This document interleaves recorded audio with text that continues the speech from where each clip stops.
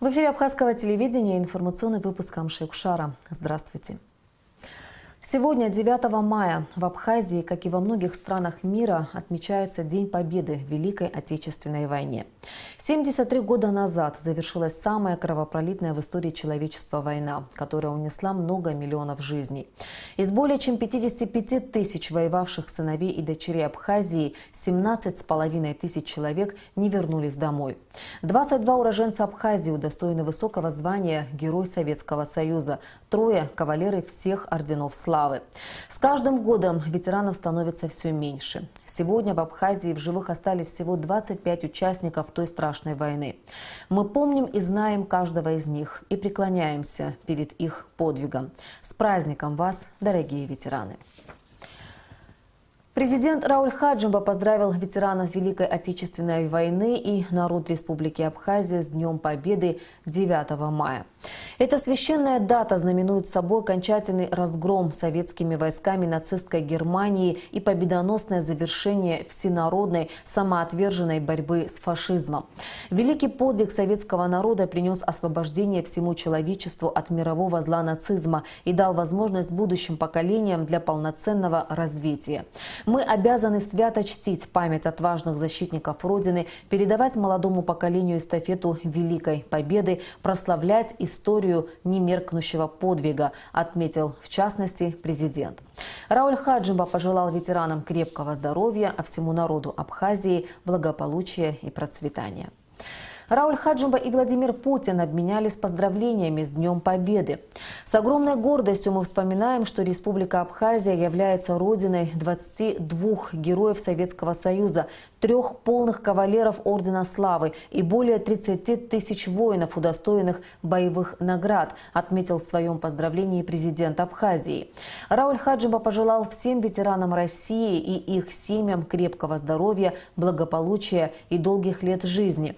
Наш долг – передавать каждому последующему поколению память о великих подвигах наших отцов и дедов, которые навсегда будут служить примером храбрости, мужества, стойкости и патриотизма, подчеркнул президент.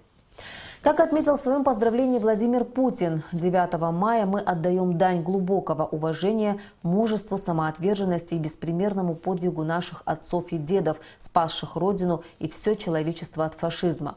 Президент России выразил уверенность, что традиции дружбы и взаимовыручки, заложенные старшими поколениями, будут и впредь способствовать укреплению абхазо-российских отношений. Владимир Путин передал всем ветеранам, проживающим в Республике Абхазия, искренние слова благодарности, пожелания крепкого здоровья, благополучия и долголетия. Президент Республики Абхазия Рауль Хаджимба встретился с ветеранами Великой Отечественной войны. Глава государства лично поблагодарил и поздравил каждого из них с Днем Победы. Приветствуя ветеранов, президент Рауль Хаджимба отметил великий подвиг советского народа в борьбе с фашизмом, благодаря которому у будущих поколений появилась возможность жить мирной жизнью в процветающей стране. Вечная слава защитникам Отечества, сумевшим разгромить нацизм и открывшим грядущим поколениям возможность для свободной жизни и развития. Дорогие ветераны, мы счастливы, что можем лично поздравить вас с этим великим праздником. Нам хочется, чтобы еще многие годы мы отмечали этот великий праздник вместе с вами. Огромная благодарность вам за ваше бесстрашие, самоотверженность, мужество. Вы учите нас умению любить свою страну и не жалеть себя для ее развития и благополучия. С Днем Победы! Счастья вам и долгих лет жизни! На войну ушло более 55 тысяч сынов и дочерей Абхазии. 17,5 тысяч защитников Отечества не вернулись к родным очагам. Они погибли на полях сражений, отстаивая свободу не только родной земли, но и всего человечества. Ветераны поблагодарили главу государства за теплый прием и поздравили весь народ Абхазии со знаменательной датой – 73-й годовщиной со дня Великой Победы. Дорогие, уважаемые наши ветераны, уважаемый наш президент, хочу поздравить.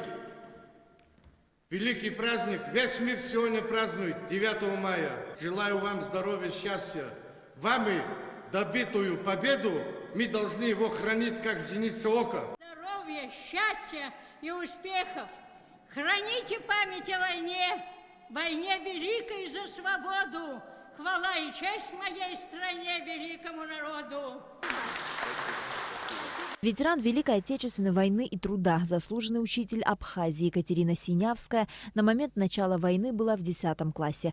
Не раздумывая, юная девушка отправилась на фронт и дошла до самого победного конца. День Победы я встретила на станции Иссык-Куль, недалеко от озера Байкал. Это был незабываемый день. Я даже сейчас не могу спокойно вспоминать.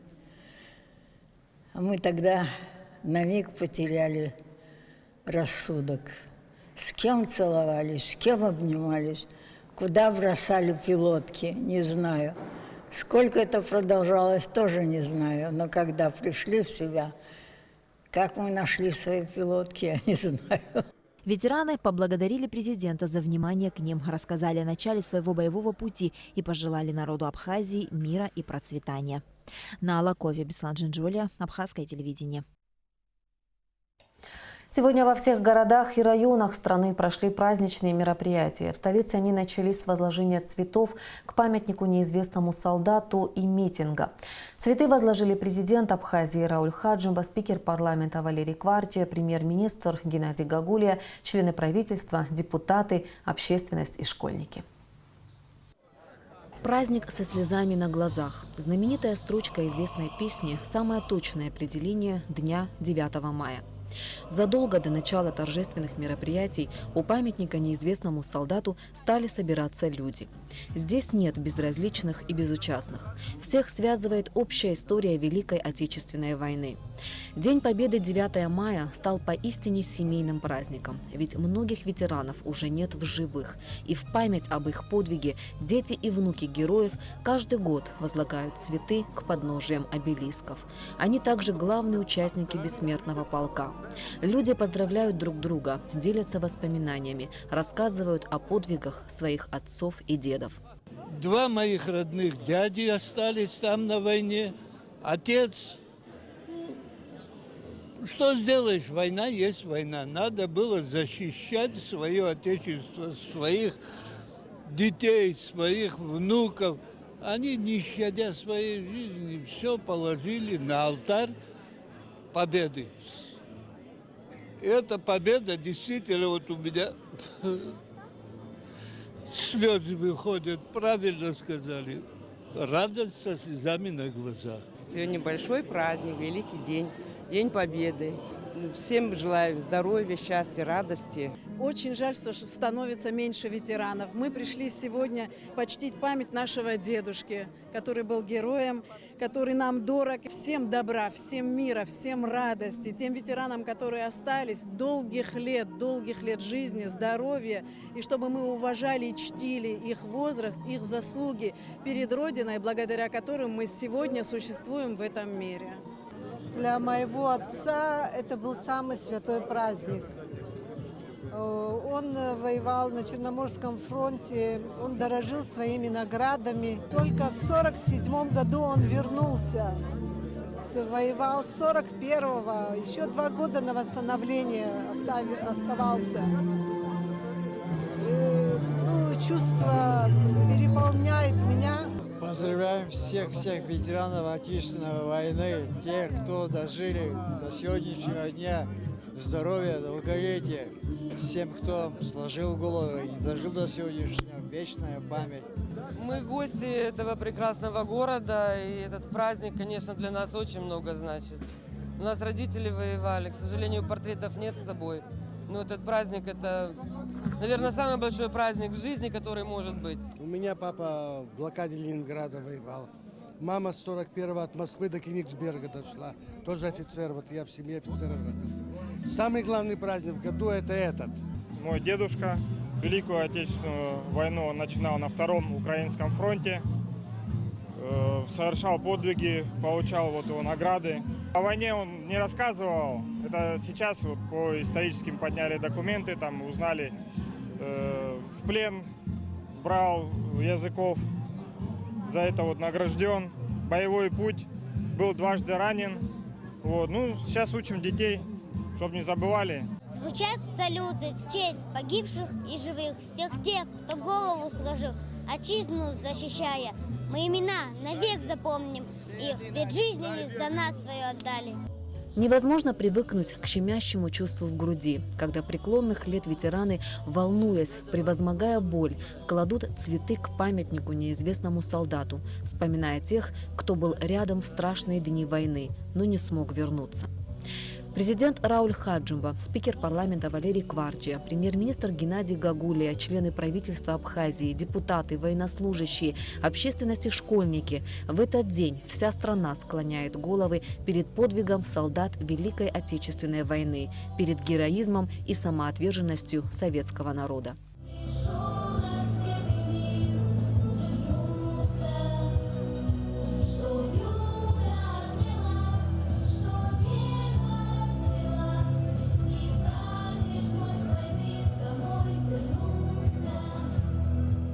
Минута молчания в память о погибших открыла торжественный митинг, посвященный Дню Победы в Великой Отечественной войне. С праздником ветеранов и всех присутствовавших поздравил вице-президент Виталий Габния.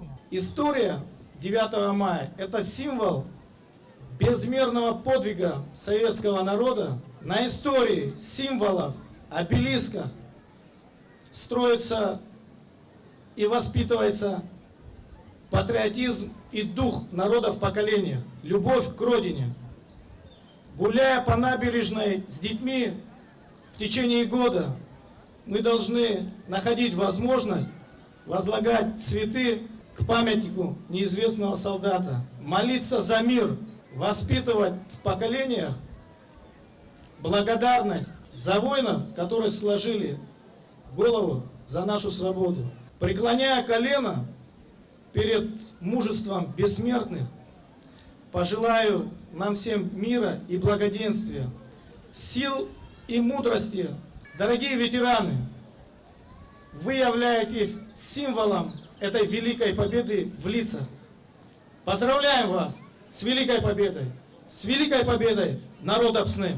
Советник-посланник посольства России в Абхазии Юрий Ясносакирский зачитал поздравительный адрес от имени президента Российской Федерации Владимира Путина. Председатель Республиканского совета ветеранов Алексей Шония поздравил народ Абхазии с 73-й годовщиной победы в Великой Отечественной войне и поблагодарил за внимание, которое уделяется всем участникам войны. Многочисленные слова благодарности и уважения звучат сегодня в адрес ветеранов. И сколько бы слов ни было сказано, это всего лишь малая часть того, что мы можем сделать в ответ на их бессмертный подвиг. После митинга у памятника неизвестному солдату состоялся торжественный марш подразделений Минобороны Абхазии и российских военных.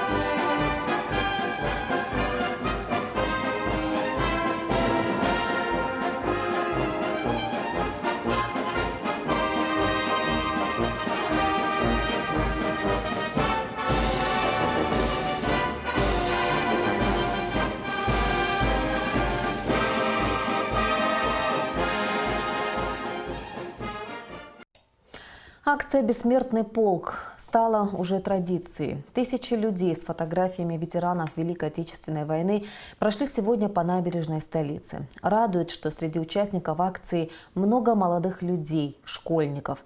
Они помнят и знают о той страшной войне, о ее героях, которые ценой своей жизни подарили нам мирное небо.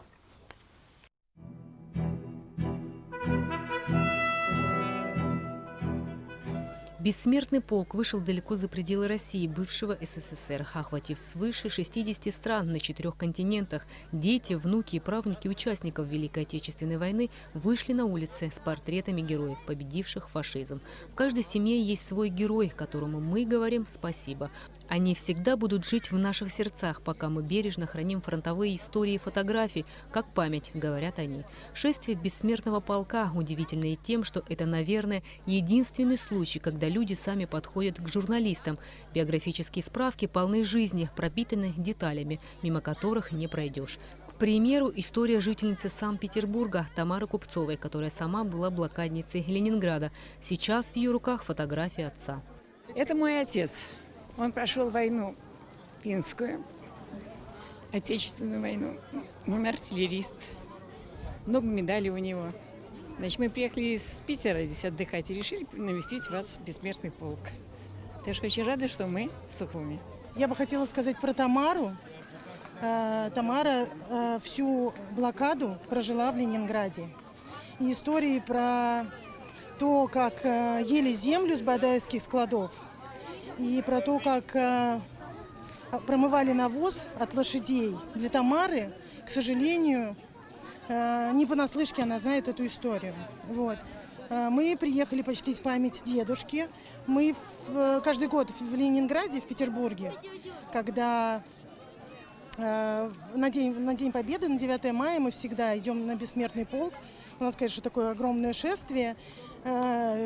Заканчивается он у нас на Дворцовой площади. Мы всегда поем военные песни.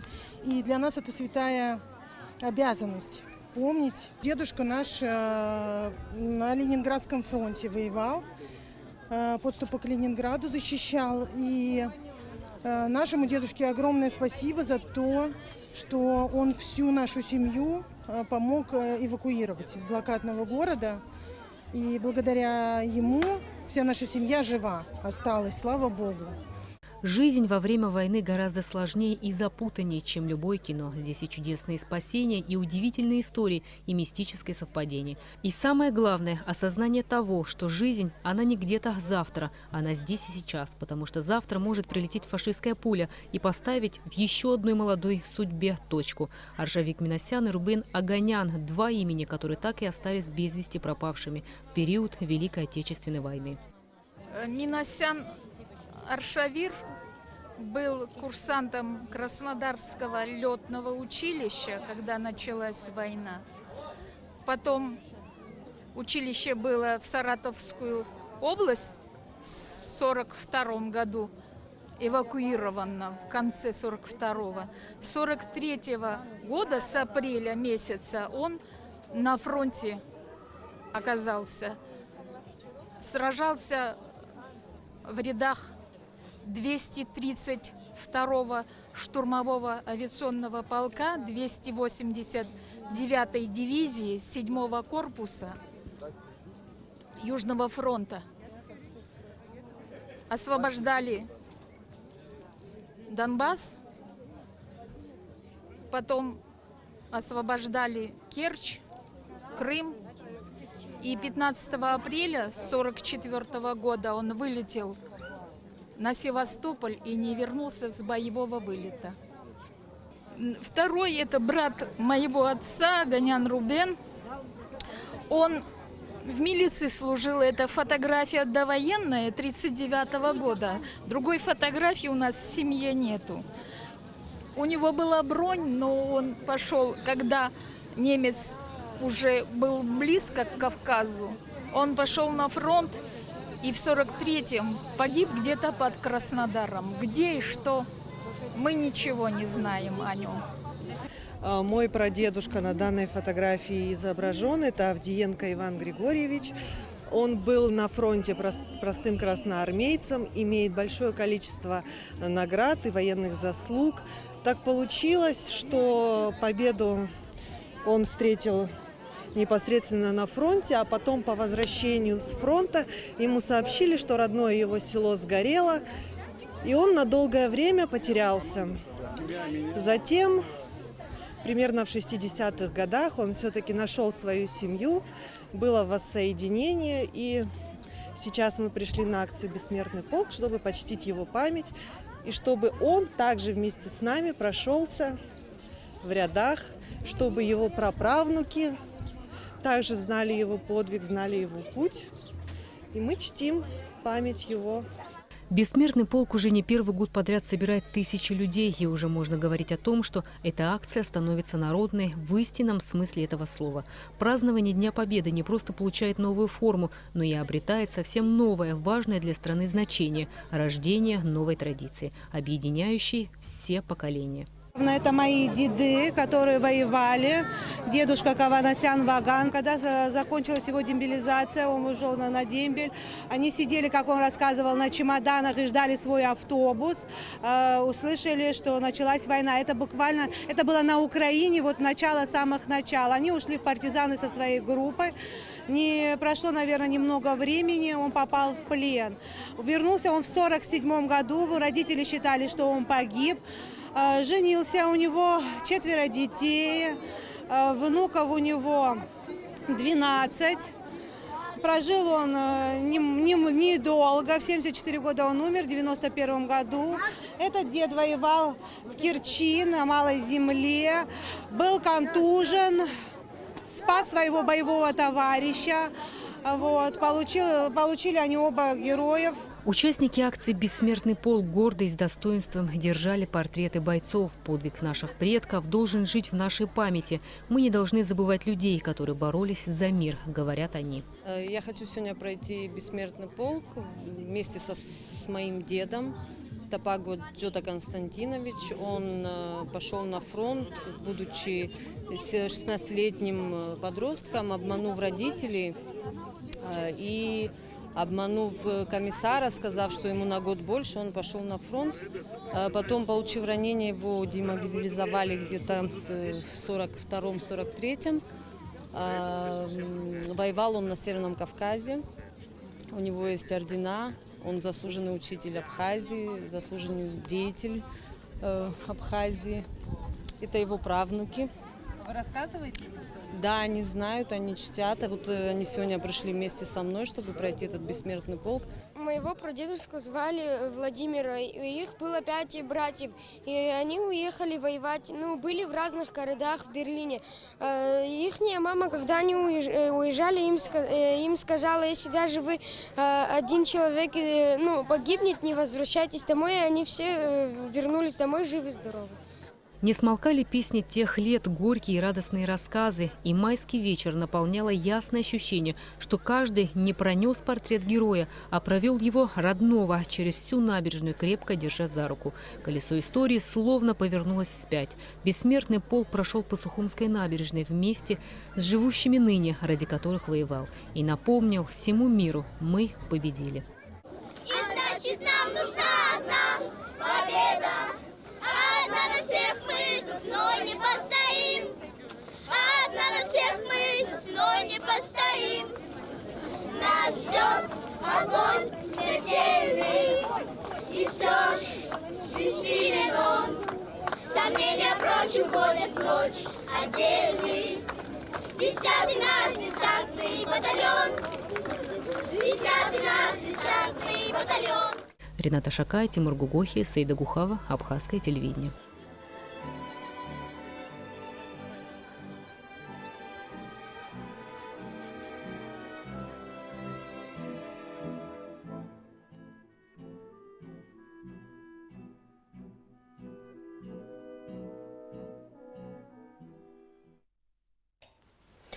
В честь Дня Великой Победы российская авиакомпания S7 Airlines, выполняющая внутренние и международные пассажирские авиаперевозки, запустила акцию памяти.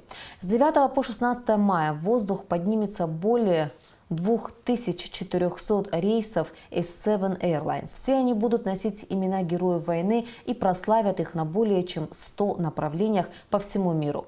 2 рейса названы именами наших соотечественников – Варлама и Георгия Габлия. Подробнее об этом, а также об организованной на Сухумской набережной полевой кухне, об участниках велопробега и о многом другом в репортаже Ирены Джопо.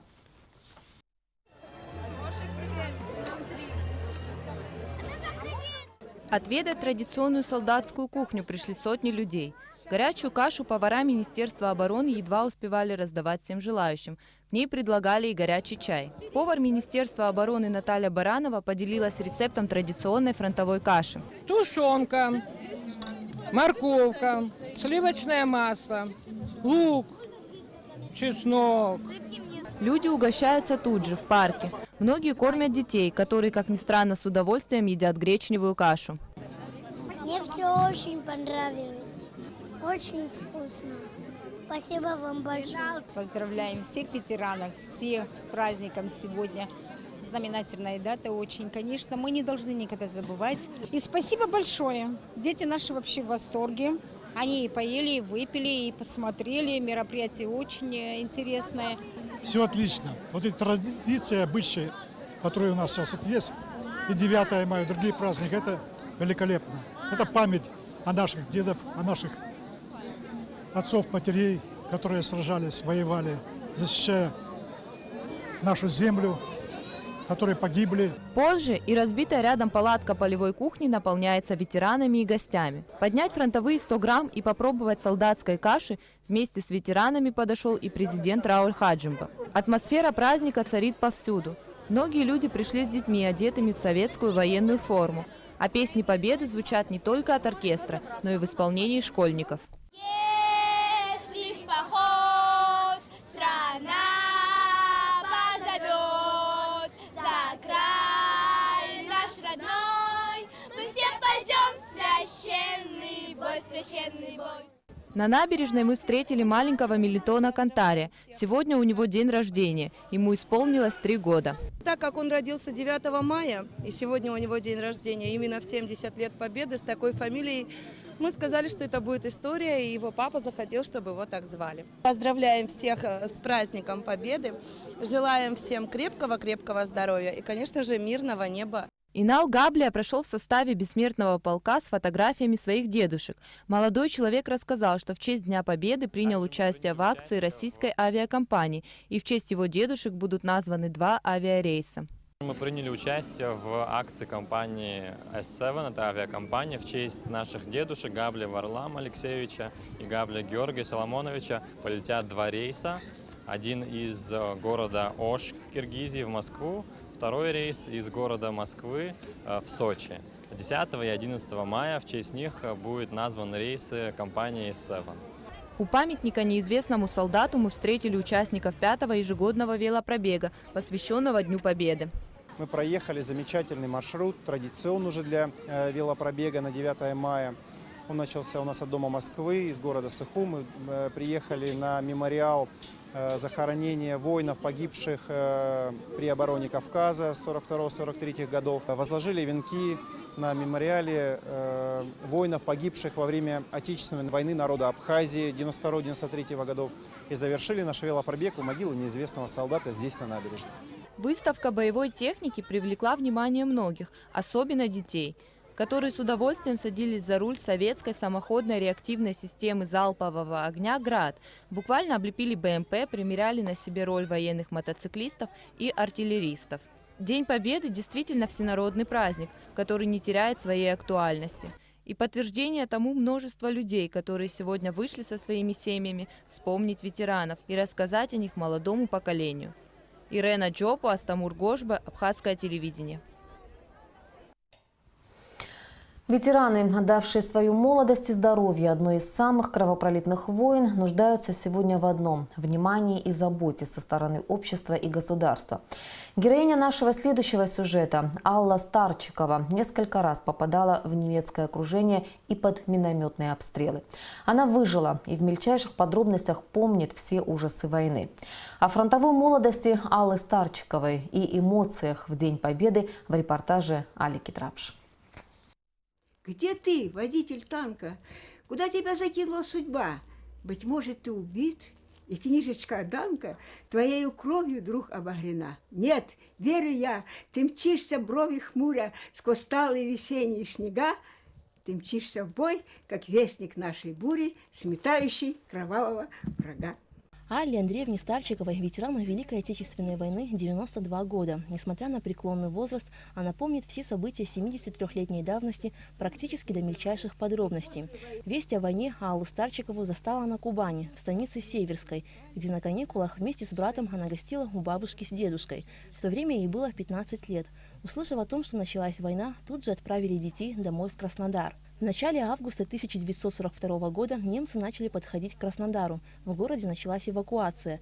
Днем все дороги обстреливались немцами. Приходилось идти ночью пешком, на подводах, вспоминает Алла Андреевна. За неделю дошли до станицы Ханской, а там их уже поджидал немецкий десант. И тут, как немцы напали на станицу, все бросали, все бежали через мост. Тут двухрамные самолеты, один вот так заходит снова, следующий этот. А тут люди массой, вот такой густой толпой через мост движутся. И, в общем, в этой суматохе я потерялась. Алла Старчикова встретила группу советских военных и вместе с ними отправилась на фронт защищать родину. Тогда ей было неполных 16 лет. Попала в пушечный артиллерийский полк, перед которым стояла задача защитить Кавказ. Я была рядовым красноармейцем. Все, что делали взрослые мужчины, все делали мы, девушки. Делают съемку через прибор на местности, изучают, потом надо эти координаты положить на карту. А тогда, если мы неправильно это все сделаем, то пушка не попадет в цель. Мы делали точные расчеты, точно нанесли на карту координаты пушки. Полк, в котором находилась Алла Старчикова, несколько раз попадал в немецкое окружение под минометные обстрелы, которые длились по несколько дней. А когда вышли из окружения, их отправили в Новороссийск, где в то время шли ожесточенные бои за город. Здесь Алла Старчикова потеряла многих своих однополчан и получила ранение. Дом на меня обвалился, я не успела выскочить, я за телефоном сидела. Со штабом с передовой надо связь иметь. Я там сидела, и все выскочили, кто были в этом домике, а я не успела выскочить. Бомба рядом упала, мощная, дом завалился, меня потом откопали. Ну, в ногу ранила меня, вот такая рана была на ноге, но кость не затронула. Рука вот у меня, видишь, это прямая, это вот кривая рука. После ранения Алла Старчикова несколько месяцев провела в госпитале, затем работала вожатой в детском доме.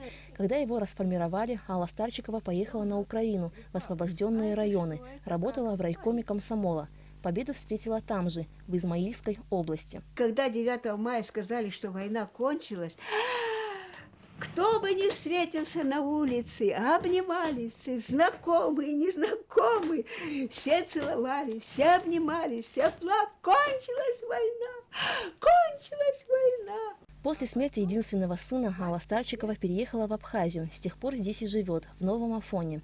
Для нее, как для ветерана войны, 9 мая – это не только праздник Великой Победы, но и день памяти воинов, героически отстоявших родину, ценой собственной жизни. Алика Трапш, Астамур Гожба, Абхазское телевидение.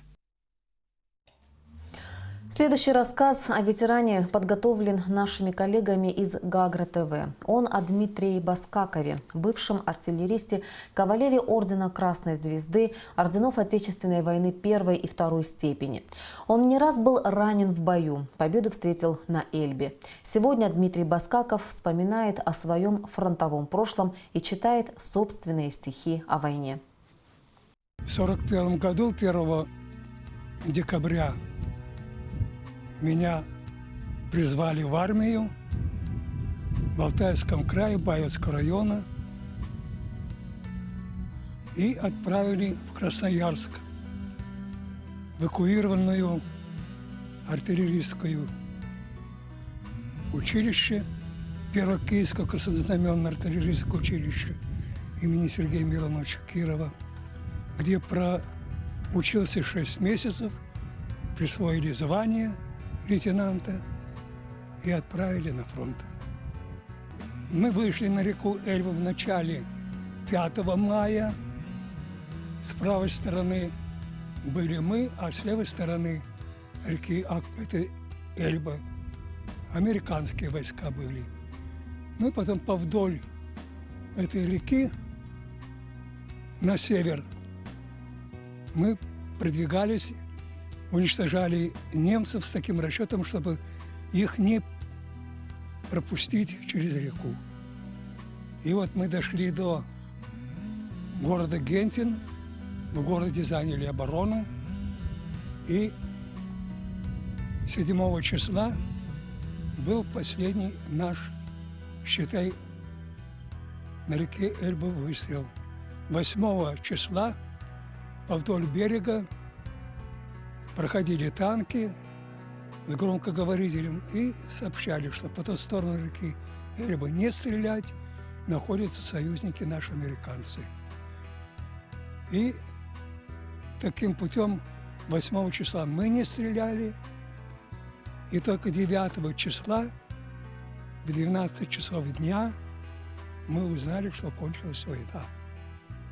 К 12 часам дня нас на реку Эльба отправили к берегу, где американцы перешли на нашу сторону, и у нас была там встреча. И там командир дивизии наш, герой Советского Союза, генерал-майор Михалицын Петр Тихонович, сообщил, что кончилась война. Ну, тут, конечно же, начали обниматься, целоваться. Кто плачет, что от радости, что остался в живых. Ну, вот так вот и закончили войну. На войне о смерти мало говорят. Где на ее встречают много раз подряд. Очень много этих смертных дней. Так чего же ради говорить о ней? На войне о жизни любят говорить. Благо жизнь солдата тонкая, как нить. Тонкая, но как бы ни была тонка, как бы ни рвалась, все равно сладка. Прошипела мина, пронесло снаряд, и опять о жизни люди говорят. Курят папиросы, пряча их в ладонь. Здесь гитара в батарее, есть одна гармонь. На войне играют, на войне поют. Есть у всех надежда, может, не убьют. А когда настанет этот самый миг, тогда не сразу сдается фронтовик. Он бывалый тертый, он не так-то прост. Упадет, как мертвый, или встанет рост, или смерть обманет, или примет так, что его геройству удивится враг. Что ж об этом даром песни петь? Победить нам надо, а не умереть. Пусть-ка лучше немцы помнят Сталинград, а у нас о смерти мало говорят. Ветерану Великой Отечественной Лаврентию Бирадзе сегодня 96 лет. Он и сегодня бодр и активно занимается общественной деятельностью на посту председателя Совета войны и труда Галского района. Интервью с ветераном записали для нас наши коллеги из Гал-ТВ. Защищали границы турецкие. 4 что ли, февраля нас из нашего полка взяли один батальон, конная разведка и артиллерийский дивизион. Направили нас в Краснодар. Значит, где было запланировано нашим войскам освобождение Краснодара. Было послано 5 разведчиков, данные не могли. Там была такая высота, очень зеленая соль, называли их. И там укрепили. Враг им не мог давать пройти вперед. Вот мы приехали туда, и 3-й день организовали нас группу 17 человек, разведчиков. Задача, во что будет, не было достаточно языка. Пошли мы, 3 дня изучали местности, и на 4-й день мы смогли собрать 3 человека, из них 1 офицер. Праздничные мероприятия прошли по всей стране. Сегодня в каждом городе, районном центре, селе вспоминали героев войны, чествовали живых, дарили друг другу радость, улыбки. В Гагре мероприятия начались с возложения цветов к памятнику неизвестному солдату, а позже был организован концерт в Доме культуры с участниками танцевальных ансамблей. Для ветеранов Великой Отечественной войны организован праздничный прием в Доме отдыха «Медель». Хочу поздравить всех ветеранов с великим праздником 9 мая. Здоровья вам, терпения вам, удачи вам. Ваш подвиг никогда никто не забудет. Ваш подвиг и помог нам в нашей войне 92-93 года победить врага. И дай Бог, чтобы больше в мире нигде войны не было. Еще раз вас всех с праздничком. В Гудаутском районе в селе Дурипш 8-9 мая прошли традиционные скачки, соревнования на первенство района, в которых приняли участие конники 7 сел. Первое место в общекомандном зачете заняли конники из села Ачандара. В метании дротиков победила команда из Куланархуй. И по конному футболу первые также ачандарцы. В Ачамчире на праздник вышли целыми семьями. Люди возлагали цветы к памятнику погибшим в Великой Отечественной войне. После церемонии возложения цветов и митинга здесь также состоялось шествие «Бессмертный полк». Сотни людей приняли участие в акции памяти. Во Дворце культуры были продемонстрированы фильмы о войне, а вечером состоялся концерт в честь 9 мая. Я сегодня всех поздравляю с Днем Победы. Это великий праздник. А почему он великий? Да потому что он объединяет всех, объединяет людей разных возрастов, объединяет людей разных национальностей. Мы не должны забывать, что у нас есть общая история.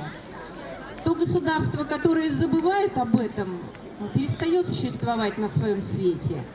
Очень приятно, что сегодня дети пришли с портретами своих прадедов и дедов. И, наверное, это должна акция продолжаться каждый год. Победное утро в Тхуарчале началось с конкурса детских рисунков и велогонки, а продолжилось концертом с участием детских ансамблей. Для горожан также была организована полевая кухня, а самые активные приняли участие в военно-спортивной игре «Аяйра» у Дома культуры. День Победы в городе Герои закончился массовыми гуляниями и праздничным фейерверком. В Гале память героев Великой Отечественной войны почтили акцией «Бессмертный полк» и митингом на Центральной площади. Затем прошли спортивные мероприятия с участием школьников, показательное выступление российских пограничников и праздничный концерт в честь 9 мая. Для всех участников праздника была организована полевая кухня. В честь празднования Дня Победы в Великой Отечественной войне на набережной Сухума у колоннады состоялась выставка картин воспитанников Сухумской детской художественной школы, на которой были представлены более 20 работ. Также у драмтеатра состоялся праздничный концерт, организованный Управлением культуры администрации города Сухум. В нем приняли участие эстрадные певцы, которые исполнили песни военных лет. И в завершение выпуска о погоде. По сообщению Гидрометцентра, завтра в Абхазии ожидается облачная погода с прояснениями. Ночью и утром дождь, днем без осадков. Температура воздуха ночью плюс 12-17, днем плюс 19-24 градуса. Информационный выпуск завершен. Я желаю вам всего доброго. До свидания.